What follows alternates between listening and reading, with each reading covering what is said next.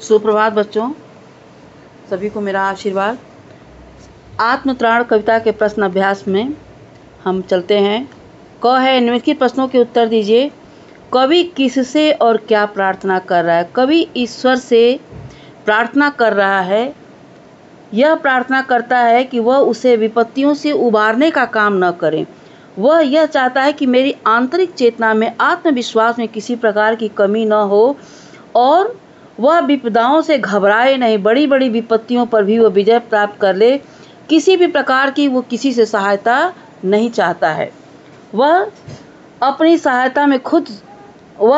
सहायता करने में खुद सक्षम हो सके। कवि ईश्वर से इतना ही चाहता है कि वह उसे भय रहित बनाए, जिससे वह उनकी सत्ता पर, उनके प्रति आस्था पर संदेह न कर सके। दूसरा है, विपदाओं से मुझे बचाओ, यह मेरी प्रार्थना नहीं। कवि इस पंक्ति के द्वारा क्या कहना चाहता है? कवि इस पंक्ति के द्वारा यह कहना चाहता है कि वह यह नहीं कहता कि जो भी जीवन में विपत्तियां मुझे मिलती हैं, कठिनाइयां मिलती हैं, उससे तुम मुझे उबार लो।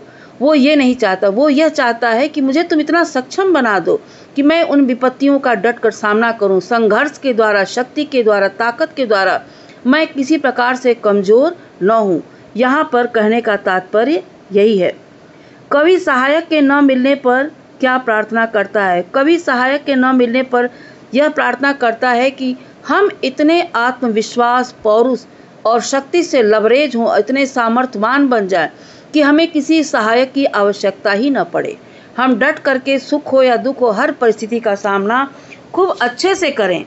हमें अपने पौरुष पर हम कायम रहें, हमें किसी की आवश्यकता ही नहीं। कवि यहाँ पर यह कहता है कि किसी की सहायता के बदले अपने संघर्ष क्षमता में वृद्धि की मांग करता है और जीवन में आने वाली कठिनाइयों का डट करके बड़ी निर्भयता से वो उसका सामना करना चाहता है। अंत में कवि क्या अनुनय करता है? अंत में कवि यह अनुनय करता है कि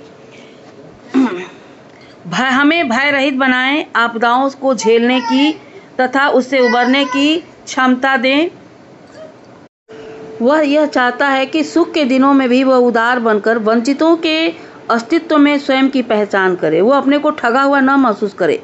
कवि ईश्वर से प्रार्थना करते हुए यह कहता है कि उसे ऐसी क्षमता दे जिसके कारण दुखी विश्व उसके सुख की छलना न करके न माने, अर्थात विश्व का सुख दुख उसका सुख दुख बन जाए।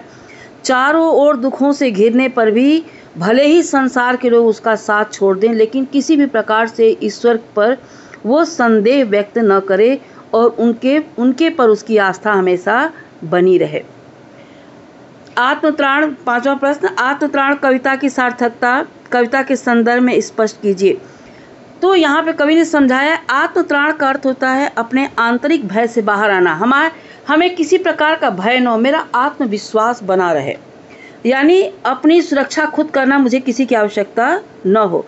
तो कवि इसीलिए कहता है इसमें कि कवि विपदाओं, दुखों, पीड़ा से मुक्ति ईश्वर का आवाहन नहीं करता। उन सब से छुटकारा पाने के लिए वह कोशिश करता है कि वह उसको निर्भय बना दे, उसको इतना शक्ति से परिपूर्ण कर दे कि उसे किसी की आवश्यकता न हो और लोगों से गुहार के बदले वो खुद भी हर काम को, मुश्किलों का सामना करने में सक्षम हो, उसके अंदर संघर्षशीलता हो और इन गुणों के माध्यम से ही वो बड़ी से बड़ी विपत्तियों का भी सामना करना चाहता है। छठा प्रश्न है, अपनी इच्छाओं की पूर्ति के लिए आप प्रार्थना के अतिरिक्त और क्या क्या प्रयास करते हैं? देखिए, ये क्रिएटिव क्वेश्चन है। फिर भी अपनी इच्छा पूर्ति के लिए आप ईश्वर से प्रार्थना तो करते ही हैं, लेकिन उसका प्रकार बहुत सारा हो जाता है। प्रकार में अंतर आ जाता है। क्या अंतर आता है? हम भगवान से तरक्की मांगते हैं, परिवार की उन्नति मांगते हैं, अपना स्वास्थ्य मांगते हैं, जीवन में यश की कामना करते हैं। इन संघर्षों से हम अपने स्मृतियों में ईश्वर को लाते हैं और शक्ति विजय पाने की हम कामना करते हैं। इस प्रकार से हो सकता है कि आपकी प्रार्थना कुछ इससे अलग हो, अंतरिक्ष में उड़ान भरने की हो, चांद पर जाने की हो, वैज्ञानिक बनने की हो, जीवन में निरंतर प्रगति के पथ पर अग्रसर होने की हो। सातवां है, क्या कवि की यह प्रार्थना आपको अन्य प्रार्थना गीतों से अलग लगती है? यदि हाँ तो कैसे? बिल्कुल लगती है। हर प्रार्थना में हम ईश्वर से प्रार्थना गीतों में इस माध्यम से करते हैं कि हमें दुख से मुक्ति मिले, हमें किसी प्रकार का दुख न हो, हम सहायता की उनसे मांग करते हैं, संकटों से मुक्ति दिलाने की प्रार्थना करते हैं। हमें किसी प्रकार का कोई दुख न हो, सब कुछ ईश्वर को ही मान करके उनको हम माता पिता बंधु सब कुछ मानते हैं।